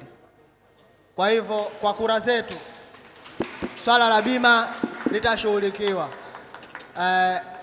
Kama hili swala la bima limepita, basi kwa mtu yoyote mwenye ufahamu wa masuala ya bima anakaribishwa kwa kamati, kwa uongozi kwa ajili ya masuala hayo kufuatilia kwa ajili ya kikundi chetu.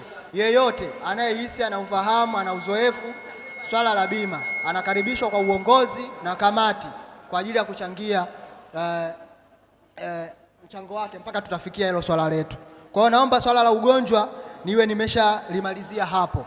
Naomba twende kwenye ajenda inayofuata ambayo inahusiana na michango na sherehe kiujumla hapo. Kama ilivyo ada na katiba yetu inavyosema kwamba tuna sherehe kila mwezi wa 12, mwisho wa mwaka huwa tunafanya sherehe ya umoja wetu, get together, tujuane nini changamoto, nini kibadilishwe, kiongezwe hivyo. Kwa hiyo kwa sasa tunasema mchango wetu ni shilingi 50,000 za Kitanzania.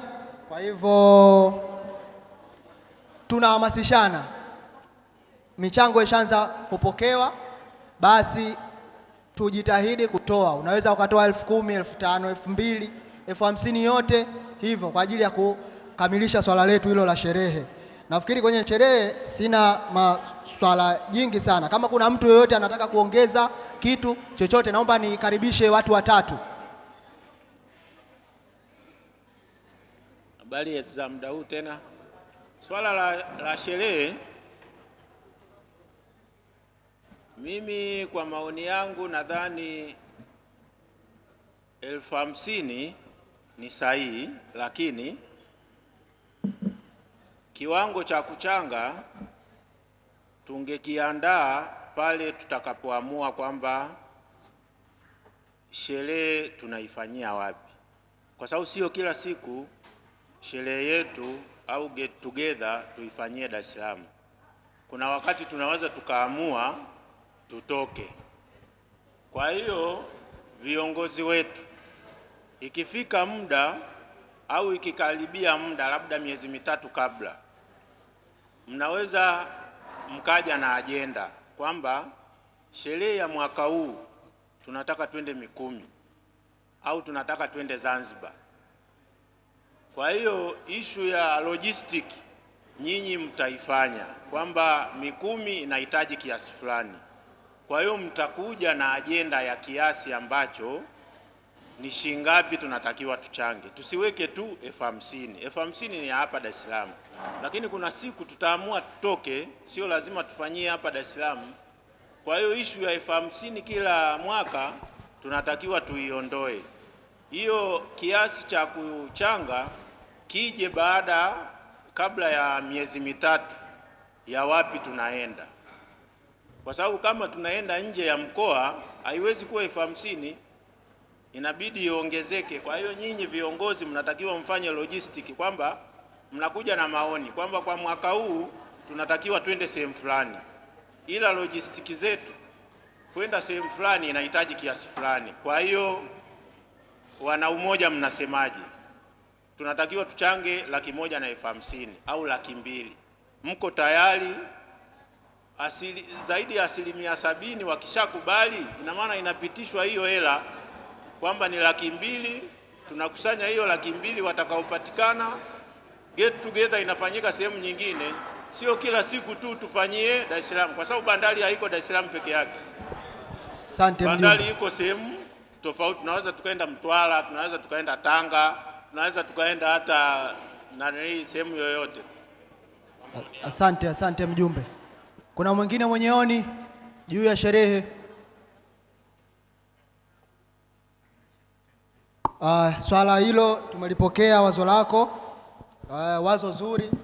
Kwa hivyo tuangalie namna gani ya kuboresha, na uboreshaji wetu pengine tunaweza tukasema hata siku tunachukua SGR hapa, tunaenda Dodoma, tunaenda Morogoro, go and return, hivyo tutapiga mahesabu ya namna hiyo. Lakini pia maana yake anachomaanisha ni jambo tunalotaka kulifanya mwakani, basi tulizungumze mwaka huu, tuwe na mipango nalo tayari, kwa kuwe na muundo kabisa kabla ya kuliendea hilo swala, alafu ndo tuje kwenu kupropose tutaenda sehemu fulani na kiwango chetu ni hiki kutokana na kiasi hiki na hiki hivyo. Kwa hilo wazo ni zuri sana na tumelipokea. Kwa hivyo sherehe huwa ina kamati na kamati talifanyia kazi hilo swala. Sawa? Naomba nifunge swala la sherehe, tuje kwenye swala la t-shirt. Umoja wetu na t-shirt hizi zilitoka awali mwanzo kama mnaona material, lakini kuna material tofauti, pengine ya mchungaji material yake tofauti. Kwa hivyo kuna introduction ya kitu ya t-shirt ambazo itakuwa na material quality moja, lakini pia kwetu iwe lazima kwa kila mwanachama awe na t-shirt. Kuwa na t-shirt kwa kila mwanachama maana yake kuongeze pato kwenye mfuko wetu. Tumesema tukifikia lengo letu la milioni 100, kamati zitakaa chini, tutaunda kamati ambayo itahusiana na baadhi ya biashara, nini cha kufanya, tuandae mradi gani, tununue ardhi na tuhodhi au hivi, ni mambo ya kudiskasi baada ya kufika shilingi milioni 100 kwa ajili ya mustakabali wetu. Sasa moja ya kitu ambacho itatufikisha kwenye milioni 100 ni kutanua wigo wa mapato. Tunatanua wigo wa mapato wetu kwa hizi t-shirt ambazo ni nembo yetu. Kwa hivyo niliongea mara moja na mwenyekiti. T-shirt material inatengenezwa safi, material kama hii aliyovaa yeye, shilingi 15,000. Sasa tunauzaje kwa sisi ili mradi tuongeze pato la 15,000 gharama? Lakini kama kuna mtu labda anaona yeye ana uwezo wa kupata chini ya 15,000 kwa material nzuri, isokee pia aseme, na sisi kwa wanachama tutauzaje ili mradi tuongeze pato. Mathalan 15,000 tuseme tunaongeza 2,000 iwe 17,000, tunaongeza 5,000 iwe 20,000, kwamba 5,500 kwa kila mwanachama kwenye kununua 5,000 itaingia mkoba. Kwamba tupo 200, basi shilingi milioni 1 itaweza kuongezeka kwenye t-shirt. Kuna mwingine hapa anataka familia yake ivae t-shirt za CFA. It's okay. Mchungaji ana watoto 6, 7, ananunulia wote pamoja. Bwana, hizi t-shirt inaongeza hivyo. Wewe mwenyewe unataka kuwa nazo 3, 4, material tofauti tofauti. Mwenyekiti amekuja nazo hapo, tutaonesha sample. Ile unayo ile sample ya mwenyekiti. Ushaelewa? Kwa hiyo hivyo ndo njia pekee ambayo tunasema tunataka tuongeze wigo wa mfuko wetu. Kwa hiyo hilo nalileta kwenu. Tu discuss. Kwanza tuendelee nalo, tusiendelee nalo. 1, 2 tutakubaliana kwenye bei. Tujipangieje, tununueje ili mradi kuongeza kuchangia katika mfuko wetu. Kwa hiyo ni hivyo tu. Naomba nimkaribishe mwenyekiti kwa nyongeza kidogo, alafu nitakaribisha watu kwa ajili ya kuchangia. Naomba twende haraka haraka, saa 9 sasa hizi tunataka tumalize ondoke. Hao saa 10 wanaondoka. Kwa hiyo naomba tukimbie, tujali muda. Sasa kwenye swala la t-shirt, kuna watu wanakuja hapa, baadhi yetu sisi wenyewe walalamika, mbona wengine hawavai t-shirt? Wamekuja bila t-shirt kwa nini? Tunataka tuweke sasa rasmi kwenye katiba kwamba ukija kwenye mkutano mkuu, ukija kwenye sherehe ya mwaka, t-shirt ni lazima uvae. Usipovaa tutawekeana fine. Kila mtu avae t-shirt. Na ili tuende tukaliweke wapi? Kwenye katiba. Kwa sababu hatuna sheria ya kukubana wewe kwa nini hujavaa t-shirt hapo. Mimi sina kifungu cha sheria ya katiba nikwambie wewe kwa nini hujavaa t-shirt na kuchaji kani. Ila nikiwa na hicho kifungu hujavaa t-shirt hapa, faini 5,000 pale unatoa. Sinasoma hapa sina, kwa hiyo sina hiyo mandate. Umeona?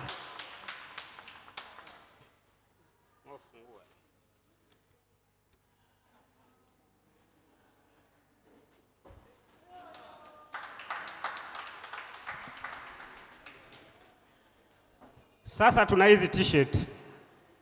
Hizi t-shirt anatengeneza mwana CFA Umoja na Mshikamano. Yule jamaa wa mwanzo, kwa sababu sisi tumesema sisi ni tunasaidiana kwenye shida na raha. Wewe kama una fursa, sema fursa yako, tutafanyaje? Tutaisupport. Kwa hiyo katuletea t-shirt hizi hapa. Mwanzo hii t-shirt tulikuwa tunayo. Kwa hiyo t-shirt iliyovaa ni mpya, katengeneza yeye. Na hiyo hapo ni mpya, tulikuwa hatuna. Hii hapa ni nyeusi. Hizi t-shirt anauza shilingi 15,000 moja. Sasa sisi kwenye mkutano uliopita tunataka tukuze chanzo cha mapato au vyanzo vya mapato vyetu. Hii t-shirt moja tunanunua 15,000. Sisi tutauza shilingi ngapi ili mfuko uingize shilingi ngapi? Hilo ndilo ninalotaka kusema. Kwa hiyo t-shirt kama tunauza 20,000 mfuko uingie 5,000, tuseme hapa tumalize hilo chap chap. 20 ndio. Na wanaosema 20 wanyoshe mikono juu. 20 wamefika 78. Nimehesabu. Kwa hiyo sasa kwenye huu mkutano tumepitisha t-shirt ni lazima. Kwa hiyo tunafanya amendment kwenye katiba. Tutakapokuja kwenye sherehe ya mwaka tarehe 9 mwezi wa 12 2026, natarajia kila mtu atakuwa na t-shirt. Usipovaa t-shirt faini shilingi ngapi? Hapo tuseme. Usipovaa t-shirt kwenye sherehe ya mwaka faini 5,000. Wanaosema 5,000 wanyoshe mkono juu. Wanaosema faini shilingi 10,000 wanyoshe mkono juu.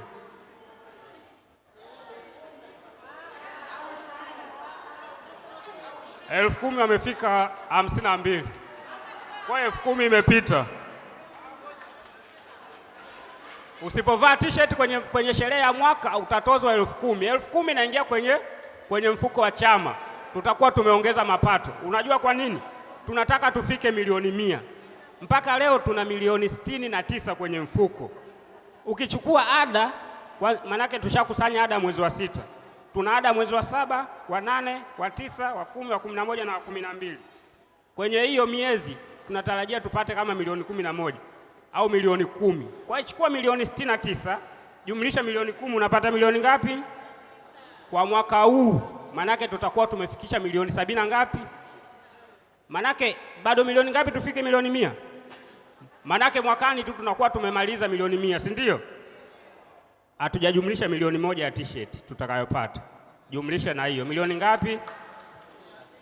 Kwa hiyo mwakani kwenye mwezi wa 6, wa 7, wa 8 tutakuwa tushafika milioni 100. Tunapanga sasa ajenda gani zitakazoenda kumuokoa mwana CFA huyu afaidike, tofauti na msiba, sherehe au na mambo na ugonjwa. Kwa hiyo tutaenda kuangalia kuanzia mwakani mwezi wa 8 nadhani tutakuwa tushapata milioni 100. Kwa hiyo sasa kwenye katiba sherehe swala la t-shirt limepita. Katibu, tuendelee. Asanteni sana. Kuna mkono pale. Aisha, mpe mic hapo. Dakika 1 ndugu yangu. Kwenye t-shirt mnapigia mahesabu kwamba ambao watakuwa hawajavaa t-shirt iwe ni shilingi 5,000. Lakini tuongeze ambao watakuwa wamehudhuria ni shilingi 5,000. Wale ambao hawajahudhuria, kutokuhudhuria ni shilingi 10,000. Tuwaongezee na shilingi 5,000 ya kutokuvaa t-shirt kwa sababu hatujawaona wamevaa t-shirt. Kwa hiyo ambao hawajahudhuria wachange 10,000 kwa ajili ya kutokuhudhuria na 5,000 kwa sababu hawajavaa t-shirt. Na sisi ambao tumehudhuria 10,000 haituhusu, lakini tunachanga 5,000 kwa sababu hatujavaa t-shirt. Maoni yangu ndo yako hivyo. Asante. Unamaanisha kwa leo sasa? Kwa leo hii imepita leo, hatuwezi kushughulika nayo leo. Mkutano unaokuja. Yaani naziona 5,500 nyingi hapa. Ina maana mkutano utakaokuja watakaohudhuria kama hawajavaa t-shirt, kama tutapitisha 10,000 itakuwa 10,000 faini ya kutokuvaa t-shirt. Lakini na wale ambao hawakuhudhuria kwa sababu hatuna excuse ya kutokuhudhuria. Uwe umetoa dharura au hujatoa dharura. Kwa hiyo 10,000 ya kutokuhudhuria inawahusu na 5,000 ya kutokuvaa t-shirt kwa sababu hatujawaona wamevaa t-shirt. Kwa hiyo itakuwa 15,000. Asante. 5,000 ya kutovaa t-shirt inaweza ikaleta ukakasi kwa sababu Beni kanunua t-shirt yake iko nyumbani na amepata udhuru. Kwa hiyo atakwambia t-shirt ninayo na nilivaa siku hiyo. Lakini udhuru yake hatuitambui kwa sababu sheria yetu haihusiani na udhuru. Uwe una udhuru hauna udhuru lazima utoe 10,000. Kwa hiyo hatuja kuona na t-shirt yako, kwa hiyo lazima utoe 5,000 ya kutokuvaa t-shirt kwa sababu hujapiga picha na t-shirt. Haya wanachama, tunakubaliana na hilo? Wanaokubaliana mikono juu. Kula moja. Wanaokataa? Asante sana. Kwa faini yetu usipovaa t-shirt kwenye sherehe au mkutano wa CFA ni shilingi 10,000. Nimesimama hapo. Sawa?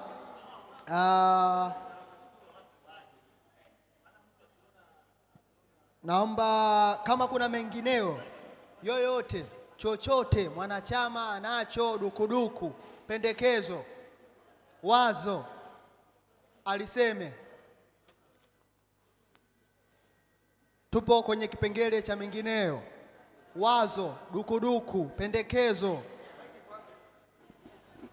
Bwana Yesu asifiwe. Samani uongozi, mimi nina swali. Tuna mwana CFA kwenye mkutano wote hajawahi kuhudhuria na kwenye event zozote tunazo hajawahi kufika.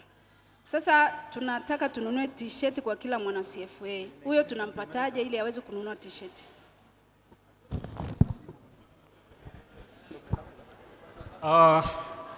Unasema hajawahi kuhudhuria mkutano wowote wala hajawahi kuja kwenye sherehe ya mwaka, yaani yeye yuko tu.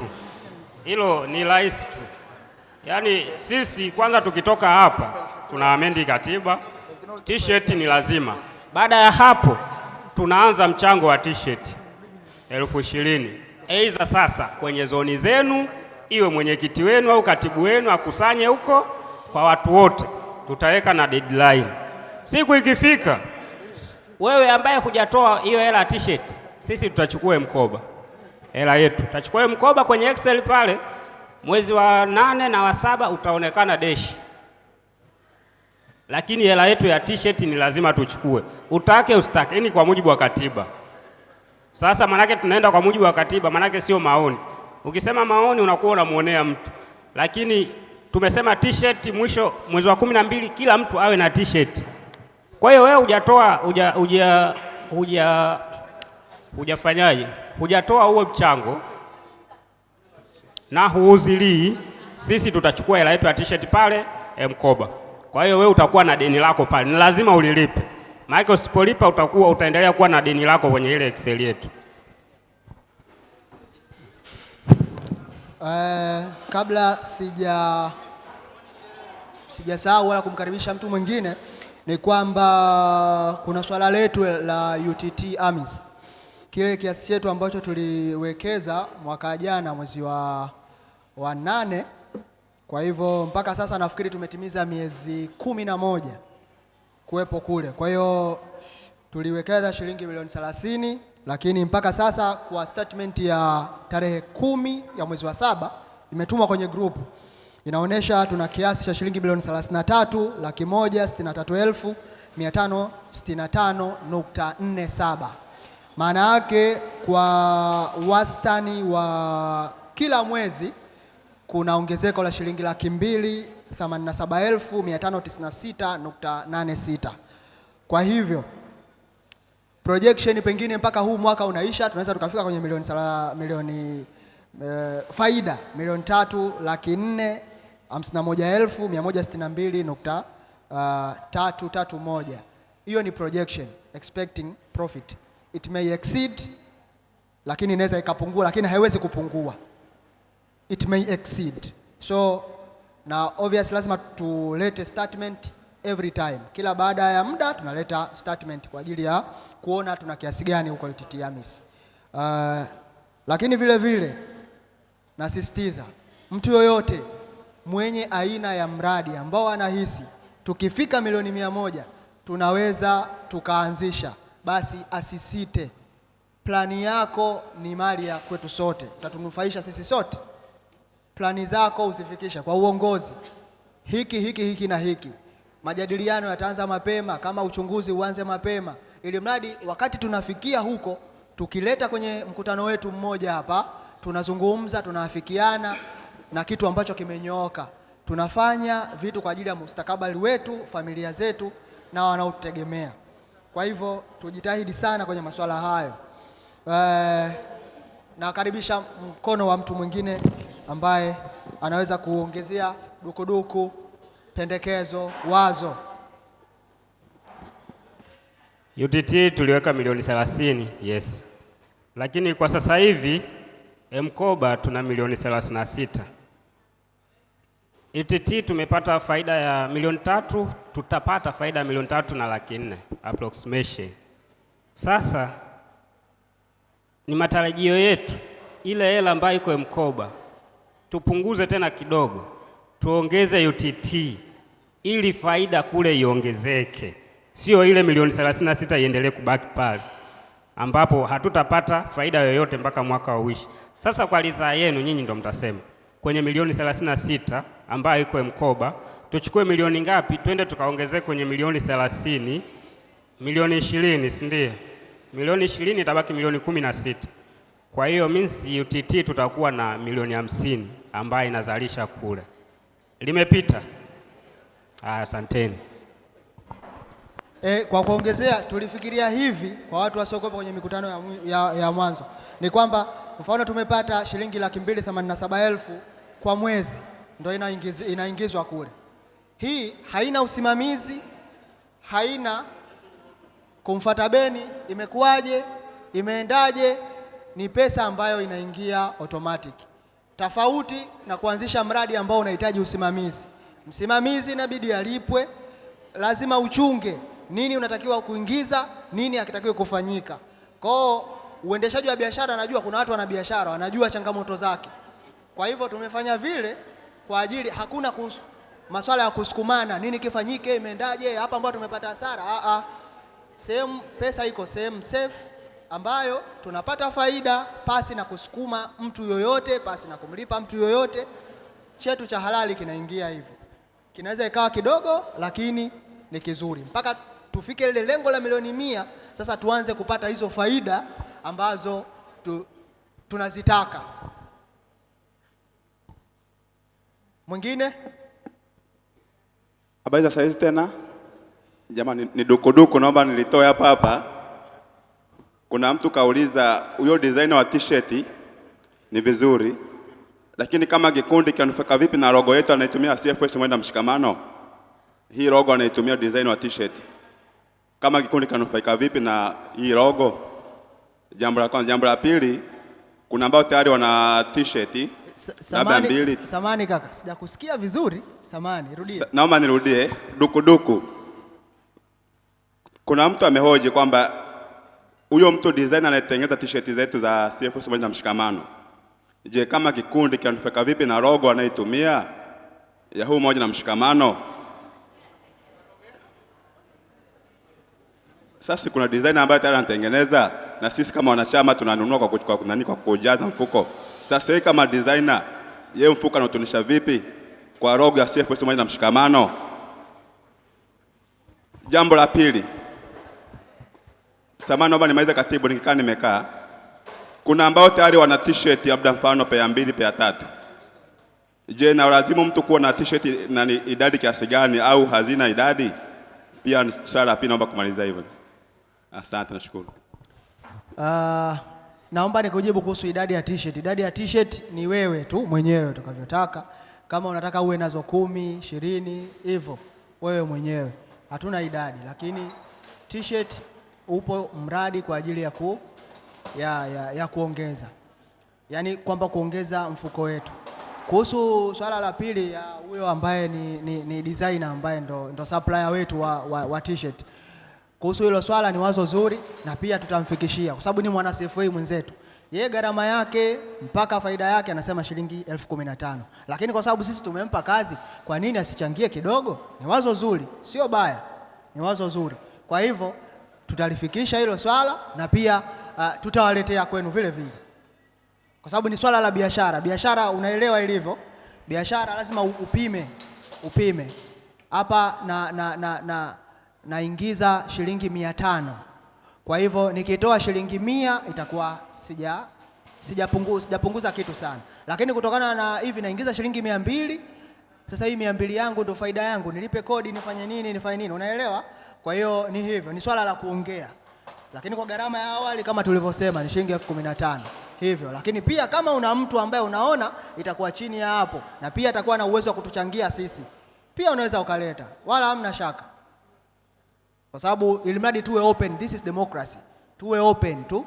Isionekane kama vile mwenyekiti amemwappoint mtu hivyo, yani iko kitu hakipo. Hata wewe ukiwa design lakini iwe kwa quality ile ile, bei pengine utatupunguzia shilingi 500 buku, it's okay. Kwa uaminifu. Hivyo. Assalamu alaikum. Wa alaikum. Bwana Yesu asifiwe sana. Amen. Kuna wazo nililipata kule kwenye kuzunguka. Kuna watu walikuwa wanatoa wazo. Inapendeza kama tukiwa mfano t-shirt zinakuwa na rangi 3. Nyeupe inavaliwa Januari, Julai tunavaa nyeusi, Disemba kwenye sherehe tunavaa gold. Yaani inaonekana kwamba hii ni sherehe ya Julai, yaani huu ni mkutano wa Julai. Maana hivi tukiamvupiga picha tunaonekana kila siku ni wale. Shaile fahamu hiyo. Ni Sawa, hilo sawa. tu. Asante kwa wazo lako, tumelinoti.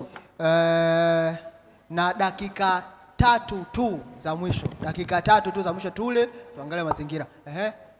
Za saizi tena. Safi, dakika 1 mheshimiwa. Asante. Mimi nina wazo kwenye milioni 100. Tunawaza tukipata milioni 100 ndo tupange nini ambacho tunatakiwa tukifanye. Lakini msingi, huwezi ukaleta matofali na mchanga alafu ndo uwaze utengeneze msingi wa namna gani.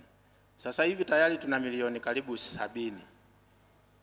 Tunatakiwa sasa hivi kuanza kuandaa mawazo ya ili milioni 100 ikifika tayari tuwe na mawazo kwamba ikifika, kwa sababu ndo tunaelekea kwenye milioni 100. Kwa hiyo tuandae mawazo na maoni kwamba milioni 100 ikifika, kwa sababu tunajijua kila mwezi tunachanga kiasi gani, milioni 100 itafika lini. Kwa hiyo kuanzia sasa hivi tunatakiwa tuanze kutengeneza mipango kwamba ikifika milioni 100 tuwe na mpango 1, 2, 3 tuulete kwa wanachama, ili kwenye hiyo mipango ya viongozi ambayo watakuwa nayo tujue tukishafika milioni 100 nini ambacho tunaweza tukakifanya. Asante, hilo lishaongelewa. Kwenye hilo swala la kuongeza income kwenye kikundi, watifu tusiongezee na swala la kofia. Swala la kofia. Okay, kapelo. Kepu hizo sawa. Mwenyekiti na mwingine yoyote, supplier yoyote anahisi anaweza akatengeneza. Atupe ofa.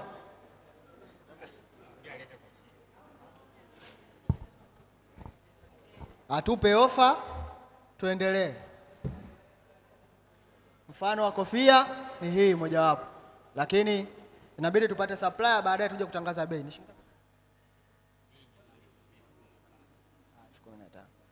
Kwa supplier huyu anasema alitengeneza shilingi 15,000.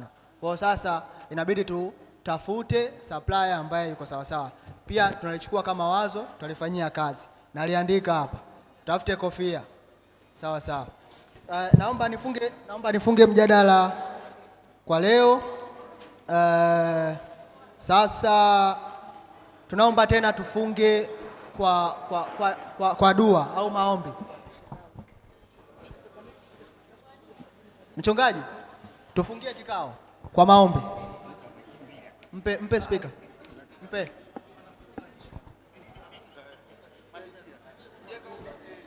Tufungie kikao tupate kula. Kaniruhusu niendelee, unajua tunazidiana vyeo. Kwa hiyo kaniruhusu nimalizie. Mwenyezi Mungu tunasema ni asante kwa ulinzi, kwa upendo na baraka ulizotupa.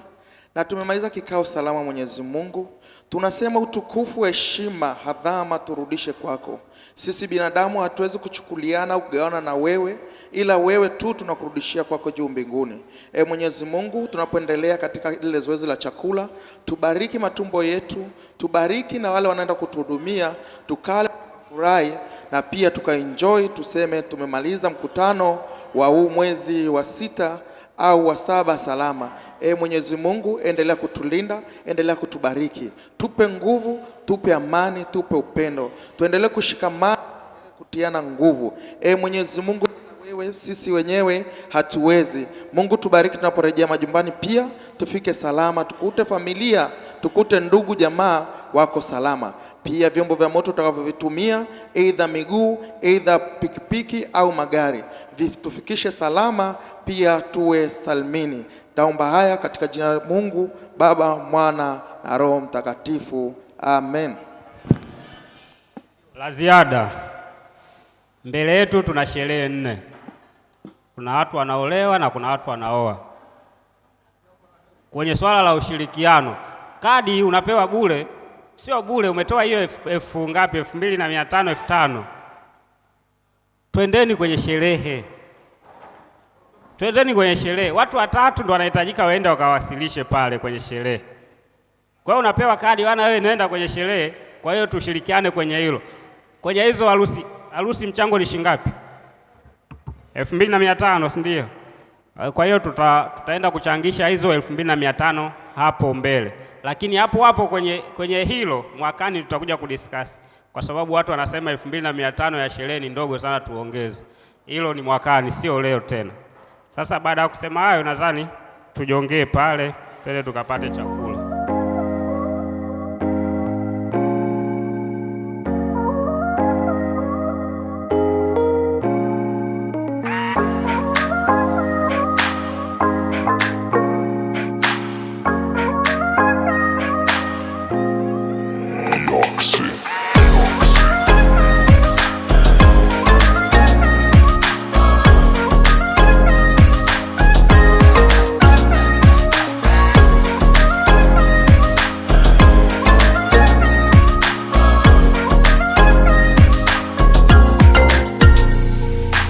CFA umoja na mshikamano.